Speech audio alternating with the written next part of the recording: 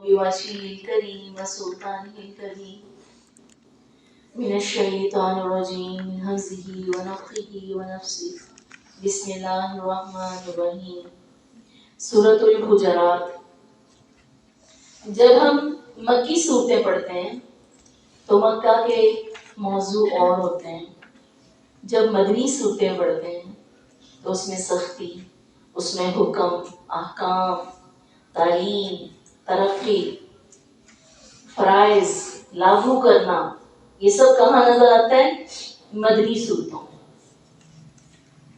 سورہ حجرات مدنی دور کی آخری دور کی صورت ہے، آخری دور کی، غالباً 9 ہجری کے قریب، 9 ہجری اس کا وقت ہے۔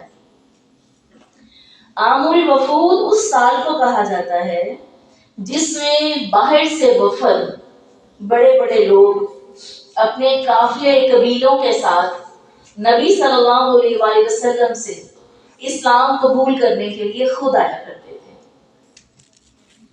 9 سال تک نبی اور صحابہ اپنی زندگی میں 9 سال تک تعلیم اور تبلیغ کرتے رہے۔ نبی کے دنیا سے جانے سے 1 سال پہلے یہ سال آیا، اب آپ نہیں جا رہے تھے، اب لوگ آپ کے در پہ آ رہے تھے، اب لوگ آپ کے پاس آ رہے تھے اور آ کر خود اسلام کو قبول کر رہے تھے۔ غور کریے گا، منظر بیک گراؤنڈ اس لیے بتا رہی ہوں آپ کو سمجھ آ جائے۔ جس وقت ایمان آ جاتا ہے، اسلام آ جاتا ہے، اللہ کی پہچان آ جاتی ہے، تب ضرورت ہوتی ہے کہ اب قاعدے میں پرو دیا جائے، اب اصول بتا دیے جائیں۔ سب سے پہلے کسی بندے کو آپ پکڑتے ہیں، وہ بے نمازی ہے، آپ کیا کرتے ہیں؟ اسے نماز کا طریقہ سکھاتے ہیں؟ نہیں نا۔ اسے غلط اور درست بتاتے ہیں؟ نہیں۔ کیا کرتے ہیں؟ نماز پڑھو، اور بندہ خدا نماز پڑھو، پہلا مرحلہ یہ ہوتا ہے۔ اب وہ نماز پڑھنی شروع کر دیتا ہے، آپ کہتے ہیں ابھی ذرا اس کے دل میں نماز کی محبت تو پہلے آ جائے۔ غلط پڑھتا ہے، درست پڑھتا ہے، پڑھتا جائے، چلو پڑھے تو صحیح۔ سورہ حجرات اس وقت میں نازل ہوئی جب لوگ قبول کر چکے تھے، اسلام، ایمان، رغبت، یقین آ گیا تھا۔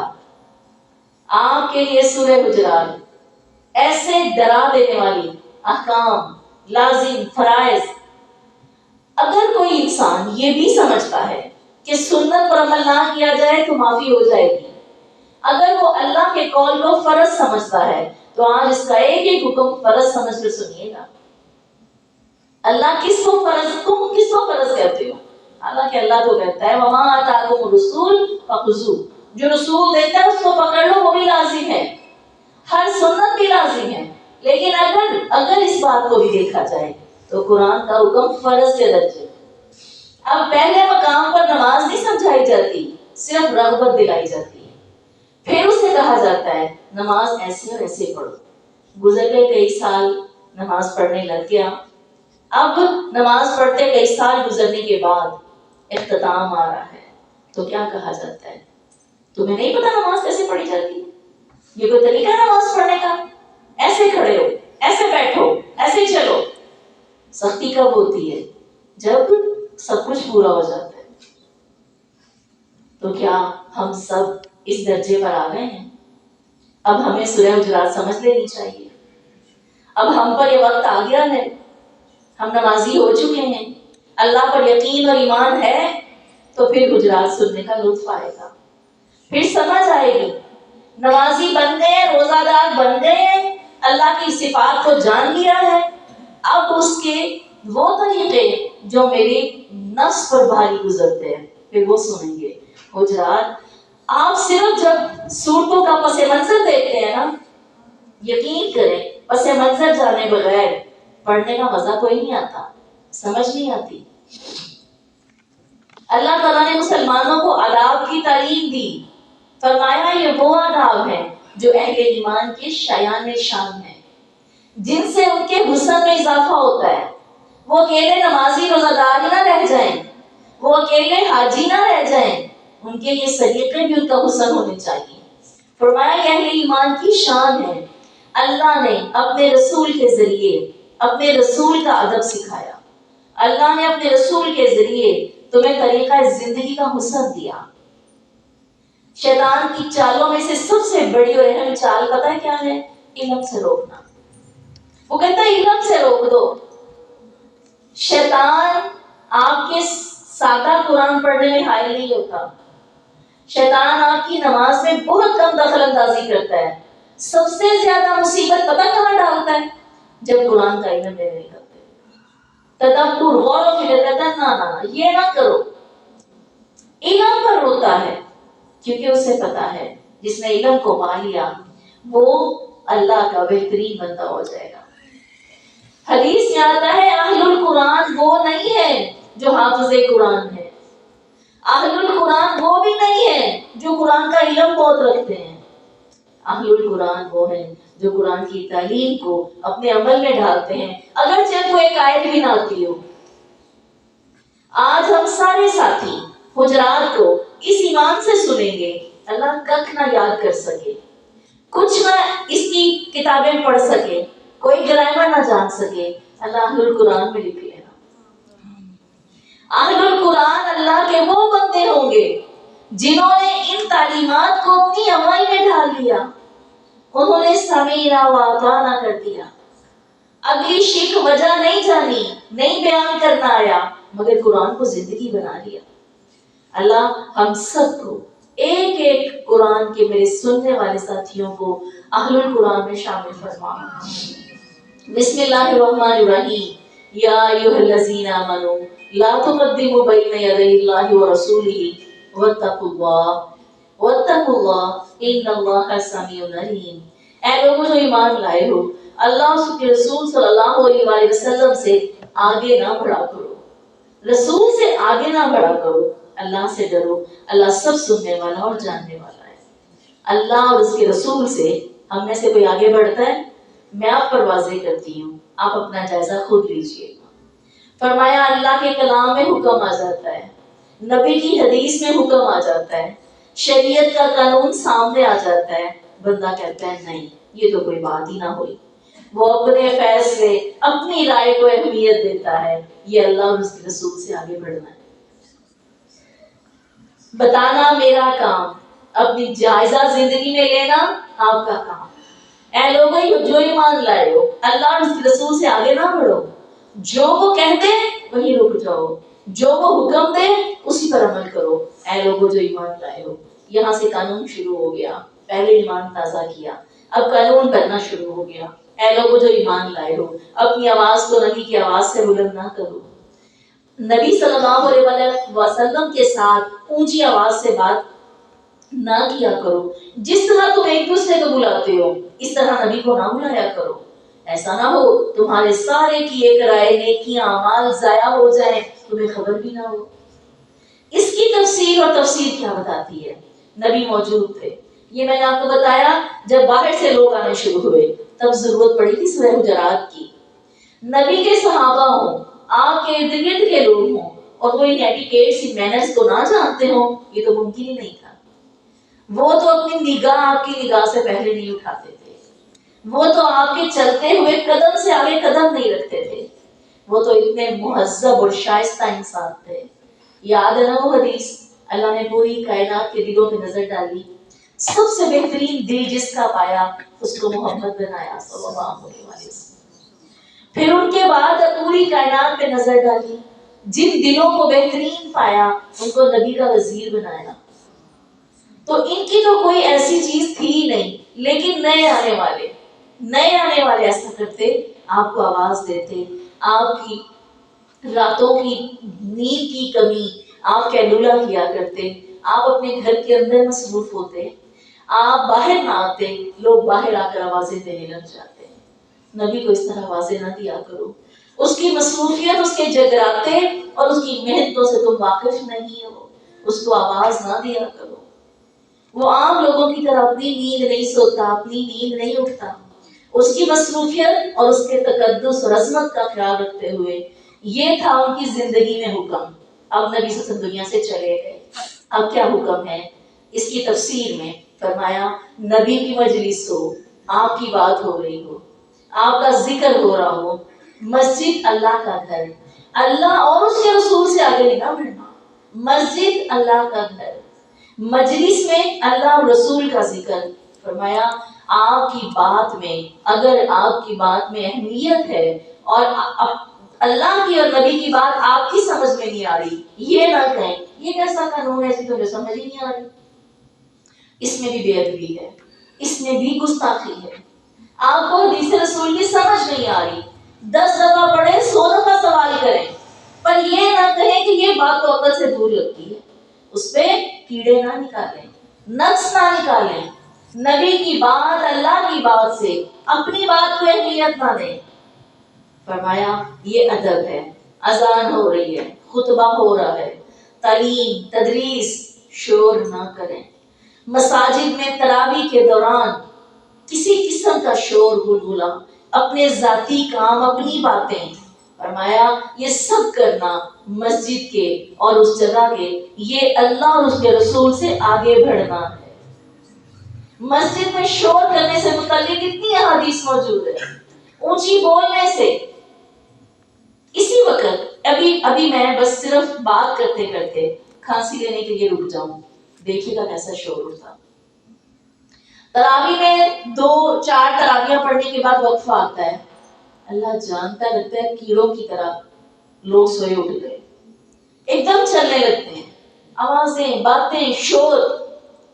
وہ جگہ پتہ ہے کس کام کے لیے تھی، وہ وقفہ پتہ کس لیے تھا. پہلے نماز پڑھتے پڑھتے جو سستی آ گئی ہے، اس میں ذرا دوبارہ نیا پن.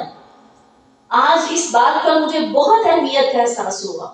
ہمیں نیا پن پیدا کرنے کی ضرورت تھی.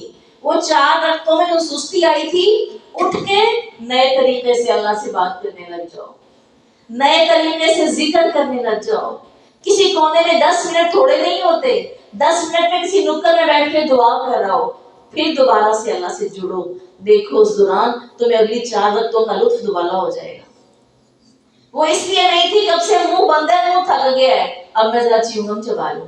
وہ اس لیے نہیں تھی، وہ وقفے اس لیے نہیں ہوتے. فرمایا ایسا نہ ہو تمہارے کیے کرائے اعمال نیکیاں ضائع ہو جائیں. ہم کتنی چھوٹی چھوٹی کوتاہیوں سے اپنی نیکیاں ضائع کرتے ہیں. فرمایا جو لوگ اللہ کے حضور بات کرتے ہوئے اپنی آواز نیچی رکھتے ہیں، در حقیقت یہ وہی لوگ ہیں جن کے دلوں کو اللہ نے تقوی کے لیے چن لیا. جن کے دلوں میں رب کا ڈر ہے نا، وہ اپنی آواز اونچی کرتے ہی نہیں ہیں. ادب پہلا کرینہ ہے محبت کے کرینوں میں. پھر اتنا ہی نہیں کہ تقویٰ ان کو دے دیا اللہ نے. اللہ کہتے ہیں ان کے لیے اللہ کی بخشش ہے، ان کے لیے اجر عظیم ہے. بہت بڑا اجر ہے ان لوگوں کے لیے جو اللہ کی مسجد کا ایسا احترام کرتے ہیں، نبی کی مجلس کا ایسا احترام کرتے ہیں، قرآن اور حدیث سنتے ہیں، اپنے دل کو اس میں ڈبو دیتے ہیں. اے نبی حجروں کے باہر سے نبی کو نہ پکارو. کتنے بے عقل ہیں وہ لوگ جو تمہارے باہر آنے تک انتظار نہیں کرتے، صبر کھو دیتے ہیں، حالانکہ ان کے لیے صبر بہتر تھا. اللہ معاف کرنے والا، رحم کرنے والا. کیوں کہا معاف کرنے والا ہے؟ معافی مانگنے والے کے لیے. یہ نہیں کہ کرتے جاؤ تو اللہ معاف کرنے والا ہے. جو کر چکے اس پر معافی مانگ کے آئندہ سے رک جاؤ، اللہ معاف کرنے والا ہے. میرے سے شکوہ بھی چھوڑ دیں. آپ بات نہیں سنتی، فون نہیں اٹھاتی، اللہ کے نام پہ میں نے کہا میں ذاتی فائدہ بھی دے دوں. شکوہ نہ کیا کریں، ترس کریں، ترس کیا کریں میرے اوپر، بہت کمزور ہوں. دعا کیا کریں کہ اللہ جو میں نہیں سن پا رہی، اللہ تو سمیع علیم ہے، اسے تو کوئی چیز نہیں تھکاتی، میں تو ہر چیز سے تھکتی ہوں، میں تو اتنی کمزور ہوں. میں جس کو مل نہیں پاتی، میں جس کا حال نہیں پوچھتی، وہ اپنے اللہ کے لیے مجھے معاف کر دیا کرے. میں کھلے دل سے معافی مانگتی ہوں، میرے لیے نہیں، اللہ کے لیے مجھے معاف کر دے. میں جس رشتہ دار کا حق نہیں دے پاتی، وہ یہ سوچ لے کہ میں فارغ نہیں بیٹھی، میں کسی کام میں مصروف ہوں، میں زندگی کے کسی مشن میں لگی ہوئی ہوں. اللہ کے لیے آپ کا میرا ساتھ یہ بھی ہے کہ آپ اس مشن میں مجھے ستائیں نہ، باتوں سے دکھ نہ دیں. بڑی دنیا ہے، اگر میرے علاوہ آپ کا 100 رشتہ دار ہے، 99 کو ملنے مجھے معاف کر دیں. اللہ کے لیے ایسا کریں، اللہ پر رحم فرمائے. اے لوگوں جو ایمان لائے ہو، اگر کوئی فاسق تمہارے پاس خبر لے کر آئے، دوسرا اصول، تمہیں خبر ملے فلان جگہ پر فلان دوسرے کا حق مار رہا ہے، بس تم سنو اور اس کو آگے نہ پھیلاؤ. سن تو لی, آگے نہ پھیلاؤ. ایسا نہ ہو تمہاری اس بات کا نقصان تم اپنے لیے کر بیٹھو, بعد میں شرمندہ ہو. تم تیسرے کو بتا دو, بعد میں پتا چلے بات یہ نہیں تھی وہ تھی. اور ایسا اکثر ہوتا ہے. آپ صلی اللہ علیہ وسلم نے فرمایا جس بات کی تمہیں خبر نہ ہو اس کے کبھی پیچھے نہ پڑو, کیونکہ آنکھ, کان اور دل ان سب سے سوال ہونے والا ہے, ان سے سوال ہوگا. آپ صلی اللہ علیہ وسلم نے فرمایا کسی شخص کے جھوٹا ہونے کے لیے اتنا ہی کافی ہے کہ وہ ہر سنی سنائی بات آگے پہنچا دے. کیا اعلیٰ درجہ ہو کہ پہلے سنے ہی نہ. ایسا نہیں ہو پاتا, لڑائیاں ہو جاتی ہیں, سننی پڑ جاتی ہے. سنے آگے نہ پہنچائیں. فرمایا فاسق ہے وہ بندہ جو تحقیق کے بغیر بات کو آگے پہنچا دیتا ہے. اللہ ہمیں فاسقین میں شامل نہ کرے. اسی طرح حدیث سن لیں, ڈر جائیں اور ضرور اس بات سے روکیں. نبی صلی اللہ علیہ وسلم نے فرمایا آج رات مجھے فرشتہ آیا اور لے کر 2 فرشتے آئے, مجھے اٹھا کر بیت المقدس لے گئے. معراج کی رات کی ساری باتیں ہیں. مجھے بیت المقدس لے گئے جہاں ایک آدمی بیٹھا تھا اور ایک آدمی کھڑا تھا. ایک بیٹھا تھا ایک کھڑا تھا. وہ جو کھڑا ہوا آدمی تھا اس کے ہاتھ میں لوہے کا تیز آنکڑا تھا, لوہے کا آنکڑا. وہ اس کو اس کے منہ سے ڈالتا, بیٹھے ہوئے آدمی کے منہ میں ڈالتا اور چیرتا ہوا گدی تک لے جاتا. دیکھیں چیرا پتا کیا جا رہا ہے, جبڑا. جبڑا اللہ اکبر کبیرہ. عادت ہے, غور کیا میں نے, جبڑے کی اتنی تکلیف کیوں دی گئی. میں نے غور کیا, بات کرتے ہیں نا نرمی سے تو منہ کے حصے سے کرتے ہیں, جب چبا چبا کے باتیں کرتے ہیں نا جبڑا استعمال ہوتا ہے. ہر اس حصے کو سزا ملے گی جس حصے سے کام کیا ہوگا. جس غریب کے بارے میں بات کرتے ہیں نا غصے کی شدت میں تو ایسے چبا چبا کے بات کرتے ہیں. حدیث میں آتا ہے لوہے کا تیز کانٹے دار آنکڑا وہ فرشتہ تھا, اس بندے کو گدی تک کاٹتا. جب اس کی تلوار یہاں سے آنکڑا واپس آتا اس کا منہ پھر جڑ جاتا, وہ پھر کاٹنا شروع. اتنی شدت کی تکلیف. اللہم لا تجعلنا منہم ابدا.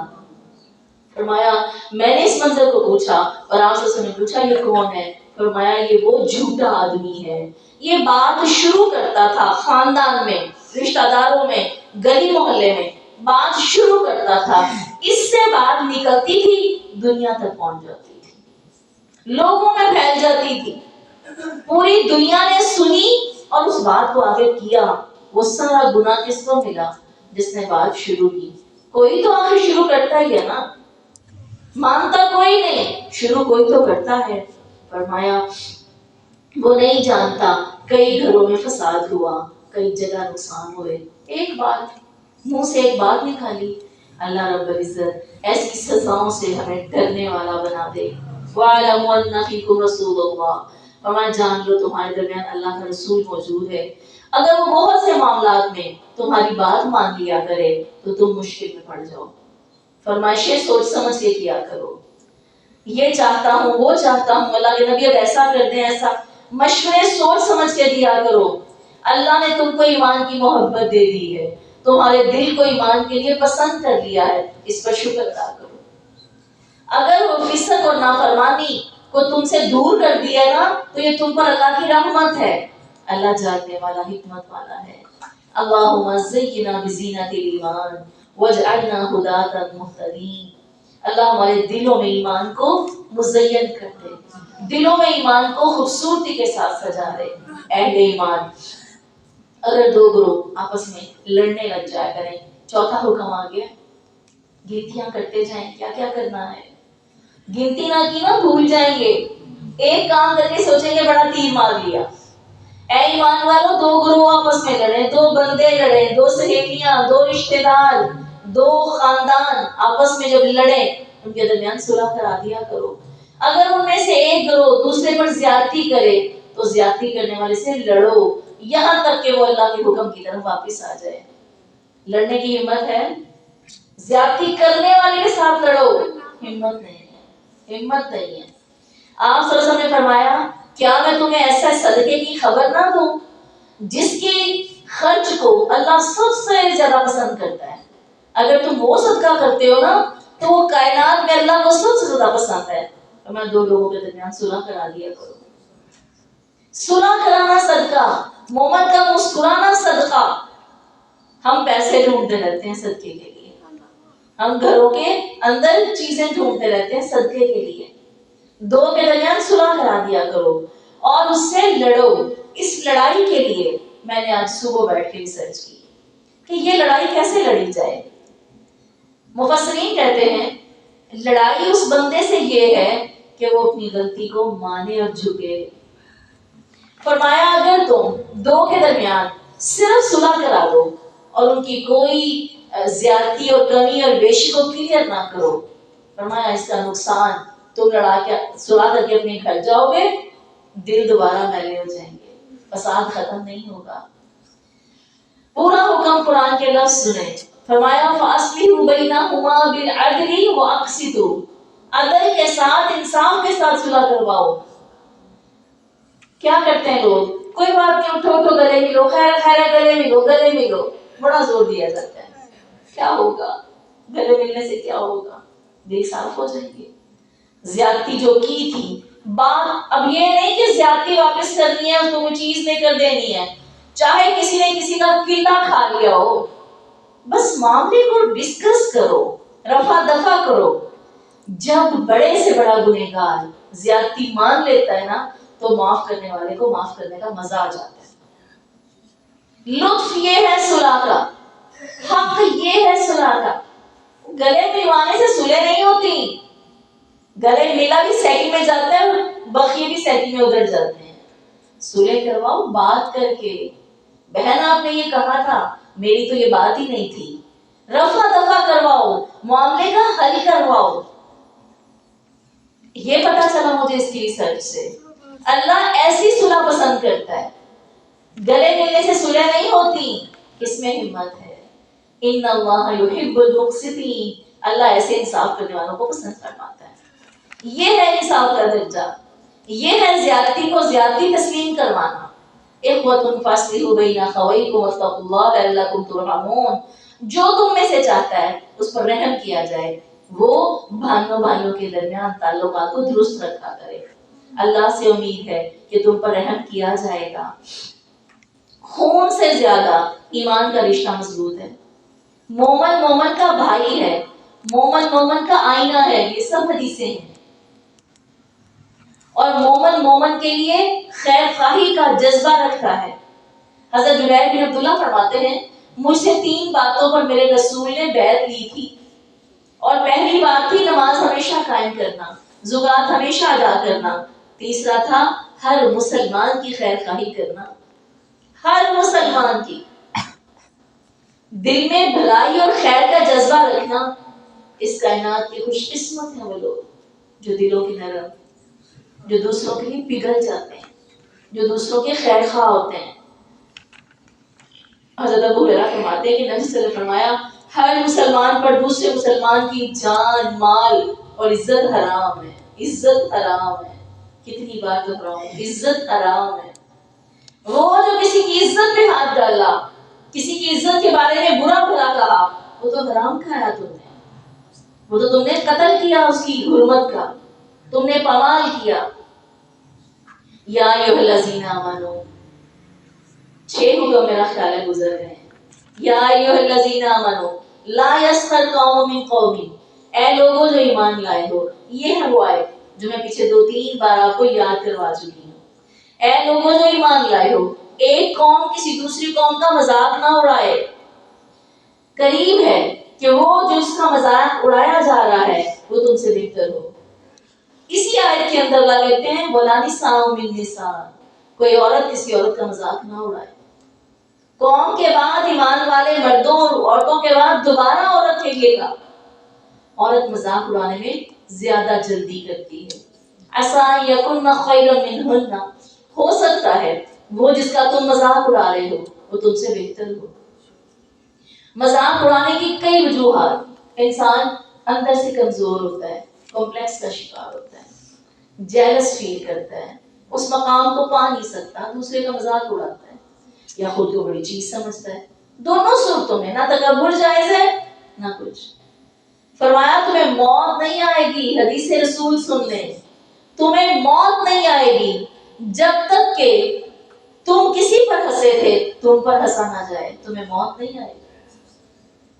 میں کسی پر ہنسوں گی تو کوئی مجھ پر ہنسے گا. حضرت عمر بن شرابیل کہتے ہیں اگر میں کسی کو دیکھوں اور میں کہوں کہ بکری کا دودھ پی رہا ہے, فرمایا ایسا ممکن نہیں ہے, مجھے ڈر ہے کہ مجھے کل کو پینا پڑے گا. برا نہیں کہا, مذاق نہیں اڑایا, دل میں خیال ہے. کتنے لوگ ہیں کھانسی کرتے, یہ کرتے, وہ کرتے, چھوٹی چھوٹی چیز پر دیکھو کیسے کر رہا ہے, وہی مجھ سے سرزد ہوگا. کتنا سنگین اور باریک معاملہ ہے. کسی کی طرف انگلی اٹھائی مجھ پر اٹھے گی. اللہ کا قانون ہے, اللہ نے ایسا کرنا ہے. حضرت عائشہ کے سامنے کچھ نوجوان لڑکے تھے, ہنس رہے تھے, ہنس کے ایک دوسرے پر گر رہے. حضرت عائشہ نے کہا بیٹا کیوں ہنس رہے؟ کہنے لگے کیا بتائیں, ابھی کچھ لوگ تھے وہ خیمے کی جو کھونٹی قلعہ ہوتا ہے اس کے ساتھ اس کو ٹھڈا لگا, وہ اتنا برا گرا کہ مرتے مرتے بچے. اس پر وہ ہنس رہے ہیں. حضرت عائشہ فرماتی ہیں جس مسلمان کو کانٹا چبھے اور اس پر بھی اس کو اجر دیا جاتا ہے, گناہ معاف کر دیا جاتا ہے. فرمایا اس پر مت ہنسو, میں نے خود اپنے نبی صلی اللہ علیہ وسلم کی زبان سے سنا تھا کسی مسلمان کے بدترین ہونے کے لیے یہی کافی ہے کہ وہ دوسرے مسلمان کا مذاق اڑائے, اسے گیر سکتے. یہ بدترین کا کام ہے. پھر اللہ فرما رہے ہیں وَلَا تَلْمِزُوا أَنفُسَكُمْ, ایک دوسرے پر الزام نہ لگاؤ, تانے نہ دو, تانے نہ دو. تانا کیا چیز ہوتی ہے؟ تانے کو جانتے ہیں؟ کون ڈیفینیشن کرے گا تانا کیا ہوتا ہے؟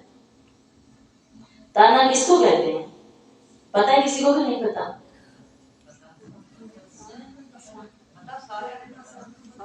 تانا دینا منہ پر, وَلَا تَلْمِزُوا أَنفُسَكُمْ. اور پتہ ہے قرآن کی پوری سورت وَيْلٌ لِكُلِّ هُمَزَةٍ لُمَزَةٍ آتی ہے نا سب کو. وَيْلٌ ہلاکت, جہنم کی وادی کا نام ہے ویل. جہنم کی وادی اس بندے کے لیے ہے لِكُلِّ هُمَزَةٍ لُمَزَةٍ جو منہ پر تانا دیتے ہیں. دیکھا ہے تیروں تو جنہیں جو بھی پتہ ہے مجھے تم جو نمازی ہو, پتہ ہے مجھے تم جو بڑے پردے کرتے آئی ہو, وہ مجھے پتا ہے تم پیچھے سے کیسی تھی, آگے سے کیسی. کسی کا پچھلا رول ہے, کسی کا اگلا رول ہے, اس کا کچھ بگڑا. فرمایا اس کی نیکیاں بن گئیں, اس کے گناہ تم پر ڈال دیے گئے. کیا ملا اس کو کھول کے؟ کچھ حاصل ہوا؟ وَلَا تَلْمِزُوا أَنفُسَكُمْ. اللہ کا ڈر تو ہمارے وجود کے اندر موجود ہی نہیں ہے. نہ بولتے, نہ کھاتے, نہ پیتے, نہ حق مارتے. وَلَا تَنَابَزُوا بِالْأَلْقَابِ. اگلا حکم سنیں, لوگوں کو برے ناموں سے نہ پکاریں, بلکہ اس کو بیسو کیوں کہتے ہیں, نسرین کو چھینا کیوں کہتے ہیں. مجھے نام یہ یاد آتے ہیں کیونکہ میرے قریب بولے بہت جاتے ہیں. اگر آج بھی ہم توبہ کر لیں, آج اللہ کا حکم مان لیں, آج ارادہ کر لیں, کتنی دیر لگے گی زبان کو صحیح نام دیتے, کتنی دیر لگے. فرمایا کسی کو برے ناموں سے نہ پکارو. بئس الاسم الفسوق بعد الایمان. یہ سورہ حجرات ایمان کے پکے لوگوں کے لیے آئی تھی, کچوں کے لیے نہیں آئی تھی. بے نمازی کو نمازی بنانے نہیں آئی تھی, مومن کو بہترین بنانے آئی تھی. یہ نمازی حاجی روزہ دار کو حسن دینے آئی تھی. آج ہمیں حسن کی ضرورت ہے. بئس الاسم الفسوق بعد الایمان. بدترین نام, برے نام پکارنا یہ ایمان لانے کے بعد فسق کا طریقہ ہے. اللہ پوچھ رہا ہے کہ تم میں سے کوئی مومن بننے کے بعد فاسق بننا چاہتا ہے؟ تم نمازی حاجی روزہ دار بن کے یہ چھوٹی چھوٹی حماقتوں سے اپنے ایمان کو فسق میں ڈبو کر رکھنا چاہتے ہو. لیکن ہم نے ڈبو رکھا ہے اور ہم اس پر راضی ہیں. جتنے آپ کے علاقے میں, جتنے رشتہ داروں میں ایسے نام ہیں جن کے الٹ نام ہیں, لینا بند کر دیں. کیا ہوا؟ رکھے رکھنے والوں نے ان کو نہیں خبر, ان کی تو معافی ہو جائے گی, ان کو پتا نہیں تھا, ہمیں پتا چل گیا, ہم نام لینا چھوڑ دیں. رک جائیں، چھوڑ دیں. وَمَن لَّمْ يَتُبْ، آیت کا اختتام دیکھیں، جو توبہ نہیں نہ کرتا اولئک هم الظالمون، یہ ظالم لوگ ہیں. توبہ کرنا ضروری ہے. فرمایا نبی صلی اللہ علیہ وسلم نے فرمایا تم ایک دوسرے سے قطع تعلقی نہ کیا کرو، روگردانی نہ کیا کرو، دوسروں کے عیب تلاش نہ کیا کرو، نہ ہی تم میں سے کسی کی بیع پر کوئی بیع کرے. ایک نے تجارت سودا کر لیا ہے، بڑھ کے سودا نہ کرو. فرمایا کس نے رشتہ مانگ رکھا ہے اس پر دوبارہ رشتہ نہ مانگو، بڑھ کر کسی کام کو کرنے کی کوشش نہ کرو. خدا کی قسم حدیثیں پڑھنے لگے زندگی کا سمجھ آ جاتی ہے، رنگ ڈھنگ کیا ہے، کرنا کیا تھا. کسی کے سودے پہ سودا نہ کرو، کسی کے رشتے پہ رشتہ نہ ڈالو. آپ نے 10 سال سے سوچا ہوا تھا میں اس بچی کو اپنی بیٹی بناؤں گی، اچانک آپ کو پتا چلا میری دوسری بہن نے مانگ لیا. چپ ہو جاؤ، چپ ہو جاؤ. پتا نہیں اس نہ مانگنے کی وجہ سے، رک جانے کی وجہ سے تمہیں اس سے کوئی زیادہ بہترین اللہ دے دے گا. اللہ کے پاس کمی نہیں کسی رشتے کی، کسی چیز کی. سودے پہ سودا نہ کرو. تم کو میں نے تو یہ چیز دینی تھی، یہ پلاٹ، یہ گھر، یہ جگہ، یہ دکان، یہ میں نے سوچا ہوا تھا، میں تو میری تو گزارا ہی نہیں اس کے بغیر. سودے پہ سودا نہ کرو. اتنا خیال دوسرے کا. آپ صلی اللہ علیہ وسلم نے فرمایا سب سے بڑا سود یہ ہے، اس کائنات کا بدترین سود یہ ہے کہ آدمی ناحق کسی کی عزت سے کھیلے. ناحق عزت سے کیا کھیلا جاتا ہے؟ منہ پہ تانے دے کے، باتیں کر کے، ذلیل کر کے.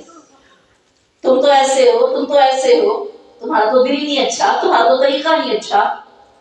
فرمایا کسی کی عزت سے ناحق کھیلنا دنیا کا بدترین سود ہے. اور پتہ ہے سودی کا گناہ کیا ہے؟ ایک آدمی 36 بار اپنی ماں سے زنا کرے، اتنا گناہ سود کھانے والے. اور یہ آخری درجہ ہے، یہ سود کے آخری درجے کا گناہ ہے. عالم بھی پاس ہی بیٹھے ہیں. یہ سود کے بڑے درجے کا گناہ نہیں ہے، چھوٹے درجے کا گناہ ہے. یا ایھا الذین آمنوا اجتنبوا کثیرا من الظن. حجرات کا ایک ایک آیت کے اندر 2 3 حکم ہے، ایک ایک لفظ کے اندر ڈائریکشن ہے. کیونکہ یہ ایمان والوں کو بہترین بنانے کے لیے ہے نا، یہ اندر سے نکھارنے کے لیے ہے، یہ حسن دینے کے لیے ہے. اے ایمان والو اجتنبوا، بچو، کثیرا من الظن، بدگمانی سے. بدگمانی کیا چیز ہے؟ بدگمانی کیا چیز ہے؟ تانے کا تو پتا تھا نا. بدگمانی کیا چیز ہے؟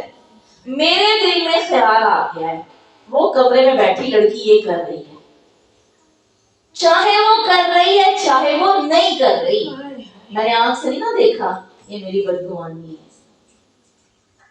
ایمان والو، بار بار اس میں ایمان والو، ایمان والو. کیونکہ جس کا ایمان نہیں وہ تو اتنی گہری باتیں سمجھ نہیں نہ سکتا، وہ تو اتنی گہری باتیں سنے گا ہی، وہ تو اتنی دور تک سوچے گا ہی. اتنی گہرائی اور سوچ تو اسی کو آئے گی جو اللہ والا بن چکا ہے. اے ایمان والو بدگمانی سے بچو، کیونکہ بہت سارے گناہ اسمن بڑا بہت گناہ کا بوجھ رکھتے ہیں. بدگمانیاں گناہ بنتے ہیں. کسی کے بارے میں آنکھ بند کر کے نہ سوچو پورا ایسا ہوگا، اس نے مجھے چیز بھیجی ہے نا، ضرور اس کے کوئی لالچ ہی ہوگا. ہاں آج کل کام ہے نا میرے سے اس لیے بھیجی ہے. پتہ نہیں کیا کیا، پتہ نہیں کیا کیا سوچ کو پر لگے ہوئے ہیں. یہ تو چلتی رہتی ہے، اس کو بھی روکنا ہے، ہر چیز کو کنٹرول کرنا ہے. روزے کا مقصد پتہ ہے کیا ہے؟ لعلکم تتقون. اتنی بار یہ آیت پڑھتے ہیں، اتنی بار یہ آیت سنتے ہیں، آئے رمضان ہم یہ بات سنتے ہیں، لوگوں روزے رکھو لعلکم تتقون، تاکہ تم گناہوں سے بچ جاؤ. یہ تھا کام کرنے کا، یہ تھا سیکھنے کا. روزہ تقویٰ کا نام ہے. روزے کا مقصد یہ تھا سیلف کنٹرول آ جائے. پورا سال تمہیں نہیں سمجھ آئی حلال سے بھی بچنا ہے، تم نے بڑے مشکل حرام سے بچنے کی کوشش کی تھی، رمضان آ گیا، حلال پاکیزہ کھانا پانی ہر چیز، میاں بیوی کا رشتہ تعلق حلال پاکیزہ، روزے میں بچنا ہے. بچنا آ گیا، اب تمہیں یہ سب کچھ بھی کرنا آ جائے. روزہ تتقون، سیلف کنٹرول. تمہیں اپنی چلتے دماغ کو ایسے پکڑنا تھا، اپنی چاہتوں کو، دل سے جذبات کو امڑتے کو ایسے پکڑنا تھا. یہ سیلف کنٹرول ہے، یہ تتقون ہے. تمہیں بچنا، رکنا، اس گھوڑے کو لگام ڈال کے کھینچنا آ جائے، یہ ہے روزے کا مقصد. اور یہ اس صورت میں تو خاص طور پہ یہ منظر پیش کر رہا ہے. اگلا ایک لفظ میں حکم ہے، چاہے کہاں وَلَا تَجَسَّسُوا، بدگمانی نہیں کرنی، تجسس نہیں کرنا. جاسوسی کیسے ہوتی ہے؟ جاؤ بیٹا دیکھ کے اپنے ابو کس کے ساتھ باتیں کر رہے ہیں، جاسوسی ہے. کوئی فون کر رہا ہے، کان ریڈار ہے، پورے یہ ویلے ریڈار دنیا کے کھڑے کر لیتے ہیں فون پہ کیا چل رہا ہے. وَلَا تَجَسَّسُوا، کسی انسان کے لیے اپنے 17 سال کی بیٹی اور بیٹے کی زندگی کی ٹو رکھنا بغیر وجہ کے جائز نہیں ہے. بچہ بچی بالغ ہو گئے، اس کے پیچھے ہی نہ پڑے رہیں. اللہ کا ڈر دیں اور اسے آزاد کر دیں. راتوں کو تنہائیوں میں اس کی حفاظت اور پاکیزگی مانگے، اسے جان چھوڑ دیں. جاسوسی نہ کریں. ہر وقت کی جاسوسی تنگ کر دے گی، اسے دور کر دے گی آپ سے. اللہ نے جو کام میری ڈیوٹی نہیں لگائی وہ میں کیوں کرنے جا رہی ہوں. وَلَا تَجَسَّسُوا، جاسوسی نہ کرو. یہ میں نے تو اولاد کا ذکر کیا ہے، اب باقی رشتوں میں آپ خود اپلائی کر لیں. آپ کو پتا ہونا چاہیے.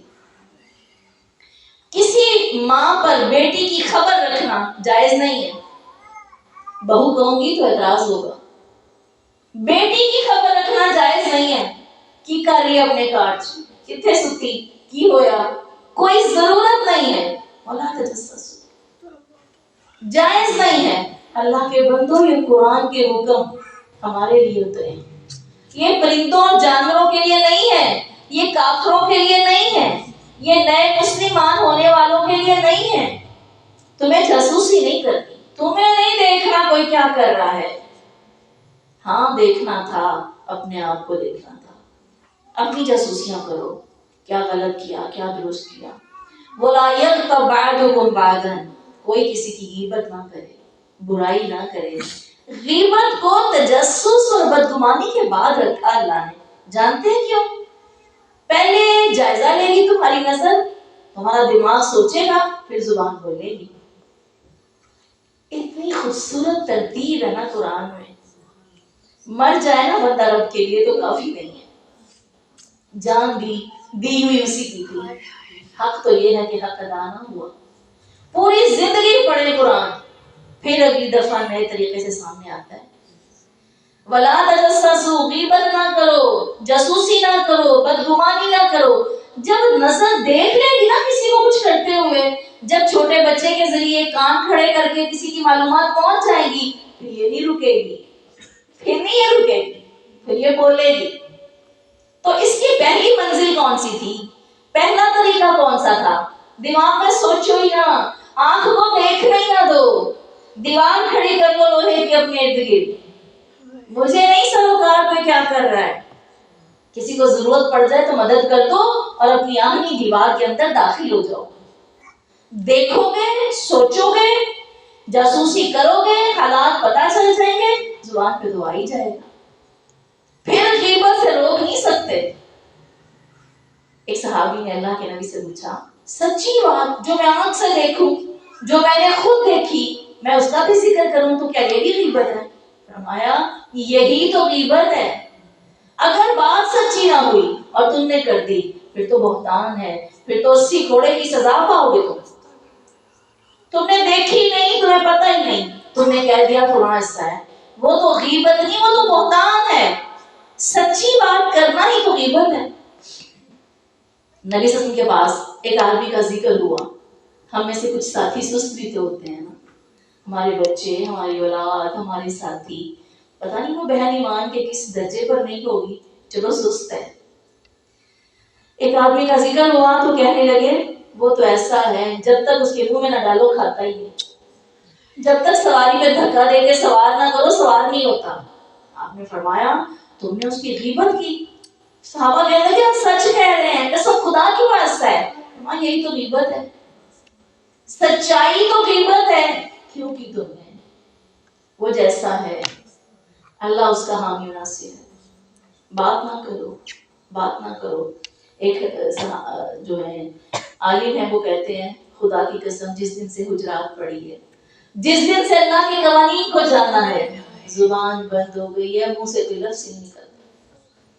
ایسی چپ لگی ہے, کوئی بات کرنے کو دل ہی نہیں کرتا, منہ خاموش ہو گیا ہے. جو کہیں گے اگر اس کے پیچھے یہ ہوا تو یہ گناہ, اگر یہ ہوا تو یہ گناہ. لہٰذا اپنے آپ کو کنٹرول کرنے کا بہترین طریقہ خاموشی ہے. خاموشی ہے. وہ جو بچپن سے پڑھتے تھے, لکھا ہوتا تھا خاموشی عبادت ہے, حدیث ہے. وہ کون سی خاموشی عبادت ہے؟ کنٹرول کر کے جو رکھی ہوئی ہے نا, وہ جو دبایا ہوا ہے. تانا دینے کو دل چاہتا ہے, انسان ہے کمزور ہے, دل چاہتا ہے برائی کرنے کو, چپ ہو جائے. وہ خاموشی عبادت ہے. خاموشی عبادت سیلف کنٹرول کی وجہ سے عبادت ہے. لڑائی کر سکتے تھے, لڑ سکتے تھے, بول سکتے تھے, جو مرضی کر سکتے تھے, کنٹرول کر لیا, رک گئے, معاف کر دیا. یہ ہے تمہاری خاموشی عبادت. وہ جو ادھر سے سب کچھ سنا دیکھا اور سہ کے کروٹ لی, یہ خاموشی عبادت ہے. اگر اس ایک لمحے میں تمہیں پتا چل جائے تمہاری نمازیں, روزے, حج اور وہ اتنی دوڑے ایک پلڑے میں, وہ تمہاری خاموشی جو پلٹے گی نا جواب دیے بغیر, اگر وہ ایک پلڑے میں ڈال دی جائے تو اس کا پلڑا بھاری ہو جائے گا. ایسی نیکیاں بھی خواتین کما لیا کریں, شوہروں کو معاف کر دیا کریں, بیٹوں کو بیٹیوں کو معاف کر دیا کریں, اپنے قریبی رشتہ داروں کو معاف کر دیا کریں. ایسی نیکیاں بھی خواتین کما لیا کریں. حالانکہ باقی طرف وہ بڑی محنت کرتی ہیں. ایک عورت مرد سے زیادہ محنت کرتی ہے, اور بالکل اسی عورت کی طرح جس کے لیے حدیث میں آتا ہے صبح سے شام کے سود کاٹتی ہے, جب کپڑا برا ہونے لگتا ہے پکڑ کے اس کو کاٹ دیتی ہے, الگ الگ کر دیتی ہے, اپنی محنت کو اپنے ہاتھوں سے بکھیر دیتی ہے. یہ عورت کی کمزوریاں ہیں, اس لیے کمزوریوں کو دور کیا کریں. غیبت کا گناہ بھی اللہ نے قرآن میں بتا دیا کہ وہ اپنے مرے ہوئے بھائی کا گوشت کھانا تم میں سے کوئی پسند نہیں کرے گا. تمہارے سامنے مرا ہوا کتا آ جائے, مری ہوئی بلی آ جائے, چھوڑ دیں. مری ہوئی حلال بکری جو مر چکی مردہ, کوئی 10-20 کیڑے مکھیاں اس پہ بیٹھی ہوں, گھسیٹ کے کوئی لائے اور کہے اس کو کھا لو, تم کبھی پسند نہیں کرو گے. تمہیں گھن آئے گی. اللہ سے ڈرو, اللہ بڑی توبہ قبول کرنے والا, رحم فرمانے والا ہے. پھر اللہ کہتے ہیں قبیلوں پہ فخر نہ کرو, خاندان پہ فخر نہ کرو. حجرات پڑھ لیں, لگتا ہے سب کچھ کھول کے اللہ نے اسی میں رکھ دیا ہے. لوگوں, ہم نے تمہیں ایک مرد اور ایک عورت سے پیدا کیا ہے. تمہیں قبیلے اور خاندان اس لیے نام دیے تھے تاکہ تم ایک دوسرے کو پہچان لو. کیسے پتا چلے گا تم کس خاندان کے ہو؟ یہ قریشی, یہ ہاشمی, یہ نائی, موچی, یہ سب تمہیں نام دیے تھے پہچان کے لیے, اعزاز کے لیے نہیں دیے تھے, فخر کے لیے نہیں دیے تھے, تکبر کے لیے نہیں دیے تھے, فرمایا پہچان کے لیے دیے تھے. اللہ کی نظر میں تم سے زیادہ عزت والا صرف وہ ہے جو تقوی والا ہے, پرہیزگار ہے. اللہ سب کچھ سننے والا اور خبر رکھنے والا ہے. اللہ نے پھر اصلاح بھی کر دی. اے لوگوں, یہ بدو لوگ کہتے ہیں ہم ایمان لائے, ان سے کہو تم ایمان نہیں لائے. پوری سورت میں ایسے لگتا ہے جیسے اتنی مختصر سورت ہے, صرف اور صرف اس کی پتہ کتنی آیات ہیں؟ 18 آیتیں ہیں. عام طور پہ ایک رکوع 18 آیتوں کا ہوتا ہے, صرف حجرات کی 18 آیتیں ہیں. اور اللہ جانتا ہے میں کچھ بھی اس کا حصہ پوری تفصیل سے بیان نہیں کر پائی. اتنی جلدی میں صرف لائن در لائن آپ کے سامنے رکھ رہی ہوں. صرف 18 آیتیں ہیں. اللہ نے کہا اے نبی, یہ بدو تیرے پاس آ کے کہتے ہیں ہم ایمان لائے, ہم ایمان لائے. ہاں, ہمارا اہل القرآن, اہل اللہ کہنے کو کتنا دل کرتا ہے. فرمایا ان سے کہو تم ایمان نہیں لائے, تم صرف اسلام لائے. ابھی تو تم نے صرف کلمہ پڑھ کر اسلام, وَلَمَّا يَدْخُلِ الْإِيمَانُ فِي قُلُوبِكُمْ, ابھی تو ایمان تمہارے دلوں میں داخل ہی نہیں ہوا. کیا ہم اس درجے پر ہیں کہ ایمان دلوں میں داخل ہی نہیں ہوا؟ اگر تم اللہ اور اس کے رسول کی فرمانبرداری کرو گے تو وہ تمہارے اعمال کے بدلہ دینے میں کوئی کمی نہیں کرے گا، بے شک اللہ درگزر کرنے والا، رحم کرنے والا۔ پھر اللہ نے بتایا حقیقی مومن کون ہوتا ہے۔ تم ایمان والے نہیں ہو، صرف اسلام والے ہو۔ پھر اللہ کہتے ہیں حقیقت میں مومن تو وہ ہیں جو اللہ اور اس رسول پر ایمان لائے، پھر انہیں کوئی شک نہیں کرتے، اللہ کے قول اور حکم میں شک نہیں کرتے۔ وہ کہتا ہے نا کہ غیبت کا گناہ مردار کھانے کے برابر ہے، ان کو یقین ہوتا ہے۔ وہ کہتا ہے نا کہ اس کی سزا یہ ملے گی، ان کو یقین ہوتا ہے۔ فرمایا مومن تو حقیقت میں صرف وہ ہوتے ہیں جو اللہ اور اس کے رسول کے پر ایمان لانے کے بعد شک نہیں کرتے، اپنی جان سے جہاد، اپنے مال سے جہاد، اللہ کی راہ میں ہر چیز کا جہاد کرتے ہیں، وہی اللہ کی راہ میں سچے ہیں۔ اولئک هم الصادقون۔ اے نبی صلی اللہ علیہ وسلم لوگوں کو یہ بھی بتا دو کہ اللہ کے دین کی اطلاع نہ دیا کرو، نہ بتایا کرو ہم اتنے نمازی ہیں، پرہیزگار ہیں، یہ بھی کرتے ہیں، یہ بھی کرتے ہیں۔ اللہ کو بتانے کی ضرورت نہیں ہے، اللہ تو آسمان اور زمین کی ہر چیز کا علم رکھتا ہے، تمہارے دل کے علم کو بے خبر ہے وہ؟ اللہ کو علم ہے۔ یہ لوگ تم پر احسان جتلاتے ہیں، نبی تمہیں اس لیے بتاتے ہیں کہ ہم نے یہ کر لیا وہ کر لیا، یہ تم پر اپنے اسلام کا بلبوتا دکھاتے ہیں۔ ان سے کہو تم نے اسلام قبول کر لیا ہے نا، اپنے اسلام کا احسان مجھ پر نہ رکھو، نبی پر احسان نہ جتلاؤ، اللہ تم پر احسان کرتا ہے کہ اس نے تمہیں ایمان دے دیا۔ تم اللہ کو احسان بتاتے ہو، ہم تو یہ بھی کرتے ہیں، بس مت پوچھیں زندگی کیسے کیسے گزرتی ہے، بس ہر وقت صبر، ہر وقت ذکر کرتے ہیں، ہم تو اللہ سے ڈر ڈر کر مت بتاؤ۔ اللہ کہتے ہیں احسان نہ جتلاؤ، اللہ نے تم پر احسان کیا، تمہیں ایمان دے دیا، اگر تم اپنے دعوی ایمان میں سچے ہو، اللہ زمین اور آسمانوں کی پوشیدہ اور ظاہر ہر چیز اس کی نگاہ میں ہے، اللہ علم رکھتا ہے، واللہ بصیر بما تعملون، اور اللہ کی نگاہ میں ہر چیز ہے، اس کو پتہ ہے تم کتنے ایمان والے ہو، بتایا نہ کرو۔ سورہ رحمان میں صرف ایک چیز مجھے بیان کرنی تھی۔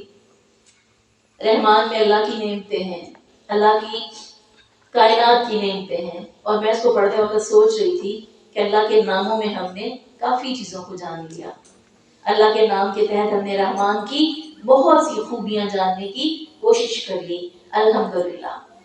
ایک حدیث سنیں، نبی صلی اللہ علیہ وسلم نے فرمایا، کسی نے سوال کیا کون سا کلام افضل ہے؟ میں چاہتی ہوں یہ چھوٹی سی تصویر ہے، دلوں میں ایک دفعہ دوبارہ روح تازہ ہو جائے، دوبارہ شوق سے کرنے لگ جائیں۔ آج سے پوچھا گیا دنیا میں سب سے افضل کلام کون سا ہے؟ آپ نے فرمایا جو اللہ نے اپنے بندوں اور فرشتوں کے لیے چن لیا ہے۔ پوچھا گیا کون سا؟ سبحان اللہ و بحمدہ۔ یہ اللہ نے اپنے فرشتوں اور کائنات اور چیزوں اور پہاڑوں اور انسانوں کے لیے اللہ نے چنا ہے۔ اگلی بات سنیں، آپ نے فرمایا تمام مخلوق کا رزق اس میں پوشیدہ ہے۔ جو سبحان اللہ و بحمدہ 100 بار پڑھتا ہے نا، اللہ کے ذمہ ہے اس کا رزق۔ پھر آپ نے فرمایا کہ جو حضرت نوح علیہ السلام جب دنیا سے جا رہے تھے، اپنے بیٹے کو وصیت کی، فرمایا 2 باتوں کا حکم دیتا ہوں، لا الہ الا اللہ کا اقرار کرتے رہنا، زمین اور آسمان اور 7 زمینوں آسمانوں کا اگر ایک تکڑے میں ڈال دیا جائے، تکڑی کے دوسری طرف لا الہ الا اللہ ڈال دیا جائے تو وہ پلڑا بھاری ہو جائے گا۔ تو پتہ ہے لا الہ الا اللہ کو پکڑا کیسے جاتا ہے؟ میں نے پڑھے کی بات نہیں کی، پکڑے کی بات کی ہے۔ لا الہ الا اللہ پڑھنا بہت آسان ہے، پکڑنا بہت مشکل ہے۔ یہ جتنے حکم گزرے ہیں نا، اس کو زندگی بنانا پڑے گا، کیونکہ لا الہ الا اللہ کو پکڑ لی ہے۔ فرمایا اگر پوری زمین و آسمان ایک بند کڑے کی شکل میں، دنیا پوری بند ہو جائے تمہاری، فار ایگزامپل یہ حدیث بتا رہی ہے، پوری دنیا زمین آسمان ایک بند لوہے کے مضبوط کڑے میں بند ہو جائیں، تم اس پر لا الہ الا اللہ کی ضرب مارو، ہر چیز ٹوٹ جائے گی، سب کو توڑ دیں گے۔ کوئی چیز تمہارے کلمے کو نہ توڑے تو تم کلمے کو اٹھاؤ اور جس چیز پر مارو وہ ٹوٹ جائے گی۔ مصیبت، پریشانی، غم، گھبراہٹ سمجھ نہیں آ رہی، لا الہ الا اللہ، لا الہ الا اللہ۔ یہ صرف وہ فضیلتیں ہیں جو ان کلمات کی ہیں جو 100 سالوں سے ہمارے بیچ ہیں اور ہم ان کا حق نہیں ادا کر رہے۔ لا الہ الا اللہ. اور اسی طرح حضرت نوح نے فرمایا میرے بیٹے سبحان اللہ و بحمدہ کا ورد ہمیشہ کرتے رہنا. اللہ ساری مخلوق کا رزق اسی کے ذریعے دیتا ہے. اللہ نے زمین آسمان اور جن چیزوں کی جو نماز ہے نا ان کی نماز سبحان اللہ و بحمدہ ہی پڑھتے ہیں. وہ نماز میں سجدہ رکوع نہیں کرتے, وہ سبحان اللہ و بحمدہ ہی پڑھتے ہیں. یہ ان کی نماز ہے, یہ پہاڑوں دریاؤں کی نماز ہے, تم اس کو پڑھا کرو. اسی طرح آپ صلی اللہ علیہ وسلم نے فرمایا دن میں 100 بار سبحان اللہ و بحمدہ ہی پڑھنے والے کے گناہ ایسے معاف ہو جائیں گے اگرچہ وہ سمندر کی جھاگ کے برابر ہی کیوں نہ ہو. تیسرا کلمہ آپ صلی اللہ علیہ وسلم نے فرمایا, حضرت ابو ہریرہ فرماتے ہیں لوگوں اپنا بچاؤ پکڑو. جیسے بتا کہتا ہے نا اپنا اسلحہ پکڑو, اپنے ہتھیار اٹھاؤ. وہ کہتے ہیں اپنا بچاؤ پکڑو. صحابہ بولے دشمن آ رہا ہے. فرمایا دشمن نہیں جہنم آ رہی ہے, جہنم سامنے آ رہی ہے, جہنم سے بچاؤ پکڑو. لوگوں نے کہا بتاؤ کیسے پکڑیں؟ میں سبحان اللہ والحمدللہ ولا الہ الا اللہ واللہ اکبر, یہ تمہارے آگے اور پیچھے بچاؤ کرتا ہے. آپ کو پتہ ہے یہ کلمہ پڑھنے والے کو جادو اثر نہیں کرتا. یہ جتنی بھی چیزیں فضیلتیں میں نے آپ کو بتائیں کتنی مشکل ہیں, سب کے لیے پڑھنی کتنی آسان ہے. لا الہ الا اللہ سبحان اللہ والحمدللہ ولا الہ الا اللہ واللہ اکبر. اور تیسرا کلمہ کیا ہے؟ سبحان اللہ وبحمدہ. اللہ اس کو ہماری زندگی بنا دے. آخری سورۃ جمعہ پڑھتے چلے, تھکے تو پڑھیں گے, آج کا سلیبس پورا ہو جائے گا. سورۃ جمعہ بسم اللہ الرحمن الرحیم. یسبح للہ ما فی السماوات و ما فی الارض الملک القدوس العزیز الحکیم هو الذی بعث فی الامیین رسولا منهم یتلو علیہم آیاتہ ویزکیہم ویعلمہم الکتاب والحکمہ وَإِن كَانُوا مِن قَبْلُ لَفِي ضَلَالٍ مُبِينٍ. اللہ نے تسبیح کے ساتھ ساتھ اللہ کی تعریف کی. اسی طرح اس کے اندر اللہ رب العزت ہمیں بتا رہے ہیں کہ تم پر میں نے ایسا رسول بھیجا جو ان پڑھوں میں آیا اور ان پڑھ ہی آیا, لیکن اس کو اللہ نے علم دیا. ڈائریکٹ علم اللہ نے اس نبی کو دیا. اب اللہ نے کہا یتلو علیہم, یہاں سے سلیبس شروع ہوتا ہے میرا اور آپ کا. یہ ہے سلیبس جو ایک مسلمان کو پڑھنا تھا. یتلو علیہم آیاتہ, قرآن کی آیات, یہ اس کے سلیبس کا پہلا چیپٹر ہے. وَيُزَكِّيهِمْ, تزکیہ نفس, اس کی برائیاں روز چن چن کے نکالنی, روز نکالنی. تزکیہ نفس یہ دوسرا سلیبس ہے. وَيُعَلِّمُهُمُ الْكِتَابَ وَالْحِکْمَةَ, اس کو لکھنا پڑھنا محنت کرنی اور حکمت کی باتیں سیکھنی, یہ 4 کام کرنے تھے. یہ اللہ نے اس نبی کی ڈیوٹی لگائی تھی اور نبی کے ساتھ اس کے امت کی ڈیوٹی لگائی تھی. ہم نے یہ 4 سبق نہیں پڑھے, ہم نے یہ 4 کام نہیں کیے, اس کی باقاعدہ تعلیم نہیں دی. کافی سمجھا کہ بس ہم ثواب کی مجلسیں اٹینڈ کریں اور نیکیاں کمائیں. اللہ نے پہلا حکم کیا دیا؟ یتلو علیہم آیاتہ, آیتیں پڑھنی ہے, ان کو سیکھنا ہے. اللہ نے علم لینے کے لیے, علم دینے کے لیے نبی صلی اللہ علیہ وسلم کے ناموں میں سے ایک نام جانتے ہیں کیا ہے؟ معلم.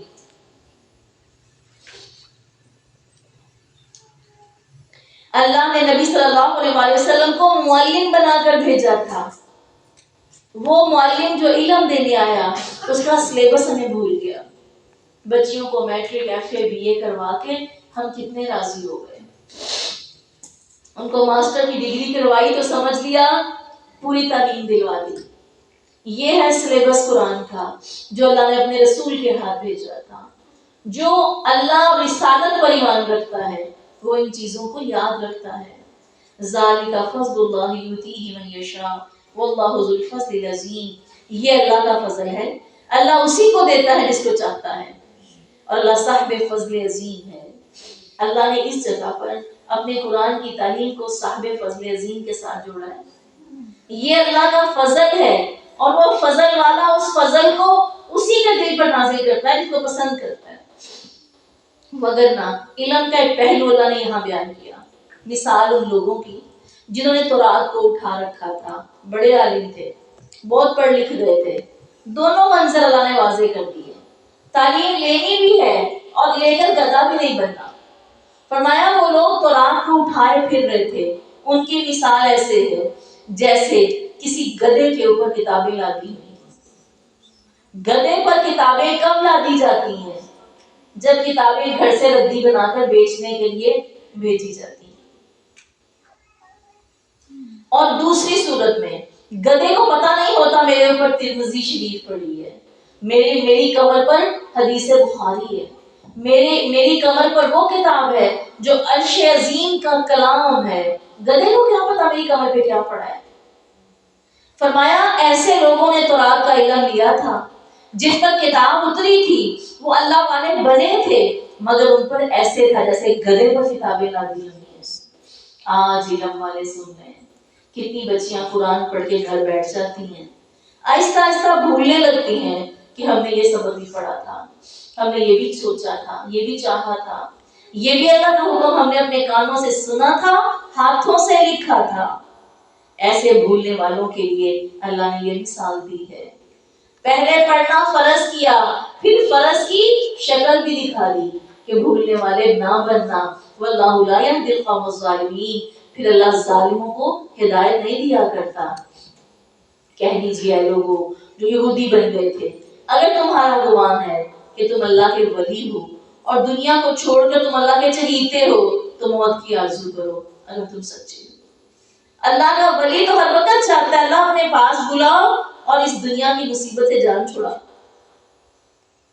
فرمایا یہودیوں اگر تم اللہ کے ولی ہو، اگر کہتے ہو تو موت کی آرزو کرو. پھر اللہ نے کہا کبھی بھی موت نہیں مانگیں گے کیونکہ یہ تو دنیا کی حریث ہیں.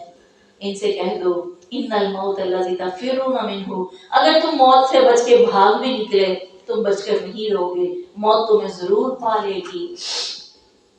اسی طرح اب جمعے کے بارے میں اس جگہ پر اللہ حکم دے رہے ہیں یا ایھا الذین آمنوا اذا نودی للصلاۃ یوم الجمعہ.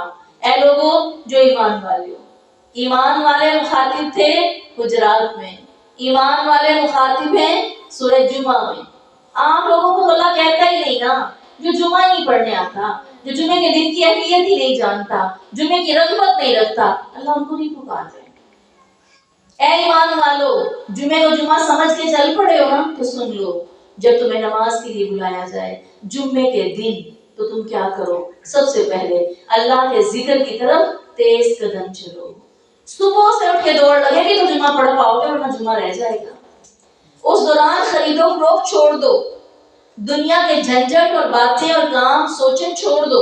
یہ تمہارے لیے بہتر ہے، تمہارے لیے اللہ کے ہاں یہی پسندیدہ کام ہے اگر تم جانتے ہو. علماء کی نظر میں ذکر الہی میں جمعے کی صرف نماز نہیں ہے، جمعے کا خطبہ ذکر الہی میں شامل ہے. لوگوں سن لو، جمعے کے خطبے کے دوران آپ صلی اللہ علیہ وسلم نے فرمایا جس نے صف کا تنکا ایسے کر کے توڑا اس نے لغو کیا. جس نے کسی ساتھی کو بولتے دیکھا اور منہ پہ انگلی رکھ کے کہا چپ ہو جاؤ، صرف اشارہ کیا، اس نے لغو کام کیا. لغو کہتے ہیں بیہودہ کام کو. جو رب اپنے جمعے اپنی مسجد میں بیٹھ کر تمہارے اشارے پسند نہیں کرتا، تم جمعہ ضائع کر بیٹھتے ہو، تم وہاں جا کے ایسے بیٹھو نظر سے نظر ٹکرائے گی، کوئی سلام کرے گا جواب نہ دو گے تو پریشانی ہوگی. تم وہاں یوں بیٹھ جاؤ کہ صرف تم ہو رب کے گھر میں آئے ہوئے، تمہیں مسجد میں اللہ کے سوا کوئی یاد نہ آئے. دنیا تھوڑی ہے اپنی یادوں کے لیے. پورا دن گھر کے اندر نہانا دھونا کھانا پینا کام زندگی شور و غل کم ہے جب اللہ کے گھر میں قدم رکھا ہے. مسجد میں جانا تو فرض نہیں نا عورت کا. کبھی زندگی میں سوچا اللہ نے عورت کو اتنی محرومی کیوں دی؟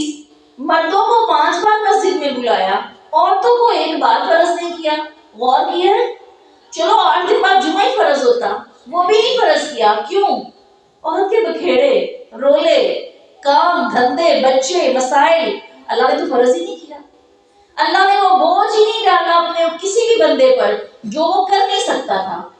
اب تمہارا دل کرتا ہے تم ترقی کرو ایمان میں، تمہاری چاہت ہے تم وہ درجے پاؤ جو مرد پاتے ہیں، تم پاؤ پھر، لیکن اسی طرح پاؤ گے جب اس کا حق ادا کرو گے. بغیر نہ فرما دیا کہ گھر میں بیٹھ کے نماز پڑھو، وہ افضل. کوئی یہ سمجھے کہ مسجد میں جانے کی ضرورت نہیں ہے، یہ غلط ہے. مسجد میں جاؤ، جمعہ بھی پڑھو، لیکن اس کا حق ادا کر کے پڑھو. فرمایا اللہ کے ذکر کی طرف دوڑو. اور اسی طرح فرمایا مسلمانوں کے لیے جمعے کا دن عید کے دن کی طرح بنا دیا گیا ہے. فرمایا جمعے کا دن دنوں کا سردار ہے. آپ نے فرمایا بہترین دن جس میں سورج طلوع ہوتا ہے وہ جمعے کا دن ہے. اسی دن آدم پیدا کیے گئے، اسی دن آدم دنیا سے گئے، اسی دن قیامت قائم ہوگی. بہت سارے اعمال جو اسی دن کیے گئے. اللہ کے نزدیک دنوں میں سے جمعہ اس کائنات کا افضل ترین دن ہے. جیسے اللہ نے ہر چیزوں میں سے کسی نہ کسی چیز کو فضیلت دے رکھی ہے، اللہ نے دنوں میں جمعے کو فضیلت دے رکھی ہے. اور یہ فضیلت ہم جا کے مناتے ہیں مسجد کے اندر بیٹھ کے. یہ فضیلت ہم شور کر کر کے، تماشے کر کر کے وہاں پر حق ادا کرتے ہیں. آپ نے فرمایا جمعہ کا دن اپنے اہل کے لیے روشنی کرے گا. جو جمعہ پڑھنے والے لوگ ہوں گے نا، ان کے لیے الگ روشنی ہوگی. قیامت کے اندھیروں میں وہ روشنی دوسروں کو نہیں ملے گی، وہ اس کے لیے الگ روشنی ہوگی. ان کے رنگ، چہروں کے رنگ جو جمعہ پڑھتے ہیں برف کی طرح سفید ہوں گے. ان کی خوشبو اتنی دور سے آ رہی ہوگی، ان کی خوشبو کو دیکھ کر لوگ کہیں گے یہ ایسی کمال کی خوشبو کہاں سے آ رہی ہے. جنوں انس ان کو رشک سے دیکھ رہے ہوں گے جو جمعہ پڑھتے ہیں. فضیلتیں سنتے جائیں اور اس کی حالات دیکھتے جائیں. فرمایا تم انہیں دیکھ رہے ہو، نگاہیں نیچی کر کے یہ جنت میں داخل ہو جائیں گے. نگاہیں جھکی ہوں گی، لوگ ان پر رشک کر رہے ہوں گے اور وہ نگاہیں نیچی کر کے جنت میں داخل ہو جائیں گے. لیکن جمعہ پڑھا کیسے جائے گا؟ اس کے لیے آپ نے فرمایا یہ طہارت اور پاکیزگی کا دن ہے. جمعے ہی کا وہ دن تھا جس دن آپ صلی اللہ علیہ وسلم نے بو محسوس کی تھی، بو آئی تھی، لوگوں کے پسینوں کی اسمیل آئی تھی. آپ نے جمعے کے دن ہی غسل کو اسی لیے لاگو کیا تھا. غسل جمعے کے دن فرض نہیں ہے، پسندیدہ ہے، کیونکہ جمعہ طہارت کا دن ہے. اس دن وہاں پر جاؤ تاکہ جمعے کی برکات اور فائدے پاؤ. حدیث میں آتا ہے جنت میں ایک دن ہوگا، یوم المزید اس کا نام ہوگا. وہ دن جمعے کا دن ہوگا اور اللہ رب العزت اس دن لوگوں کو اپنا دیدار کروایا کریں گے. اللہ سامنے آئیں گے، جلوہ افروز ہوں گے، لوگ اللہ کے چہرے کو دیکھیں گے. اللہ کہے گا مانگو مجھ سے کیا مانگتے ہو. جمعہ پڑھنے والوں کو دل میں خوشی منانی چاہیے، مگر اسی جمعہ پڑھنے والے کو جو جمعہ ایسے پڑھتا ہے. آپ نے فرمایا تم پر حق ہے، جمعے کے دن نکلو، امام کے قریب ہو کر بیٹھو، خوشبو لگا کر نکلو. مسجد میں سب چیزیں ہم ہر روز سنتے ہیں، لیکن یاد رکھیں یہ تفصیلات کو جب تک عمل میں نہ ڈھالا جمعہ پڑھنے کا فائدہ نہیں ملنے والا. اللہ فرمائیں گے مانگو مجھ سے کیا مانگتے ہو. ہر ایک اتنا مانگے گا جنتیوں کی ساری خواہشیں ختم ہو جائیں گی، سب کچھ ختم ہو جائے گا. مانگ کر پا کر بھی تھک جائیں گے. پھر اللہ تعالیٰ فرمائے گا لوگوں آج یوم المزید ہے، آج تمہیں زیادہ ملنے کا دن ہے، اب میں اپنی طرف سے مزید تمہیں عطا کرنے والا ہوں. اور فرمایا حدیث یہاں پر خاموش ہو جاتی ہے. حدیث کہتی ہے اللہ اس دن وہ دے گا جو کسی آنکھ نے دیکھا نہ سنا ہوگا، کسی دل نے تصور نہ کیا ہوگا. اور یہ صرف اتنا وقت ہوگا جتنے وقت میں لوگ جمعہ پڑھ کے گھر کی طرف واپس آتے ہیں.